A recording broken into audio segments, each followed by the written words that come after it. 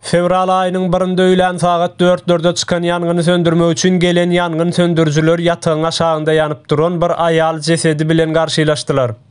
Waka Istanbul Kadıköy Ataşähirde 4 gatly binanyň giriş gatynda meýdana geldi. Öldürülen aýal Türkmenistanyň ýurtdaşy Leyla Seyidowa bolup çykdy. Jenaýat bilen baglanşykly Erkin Söhbetow, Gülçehre Kadirowa we Feruz Ýakşykuliýew tutsak edildi.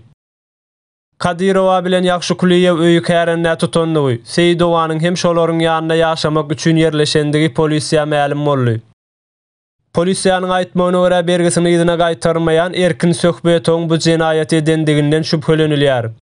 Seyidowanyň jesediniň ýanyndan bir pyçak, bir palta we içi boşadylan odekolon çüýşesi tapylypdyr. Seyidowa ýakylmadan dönen bokurdowy kesilip öldürilipdir.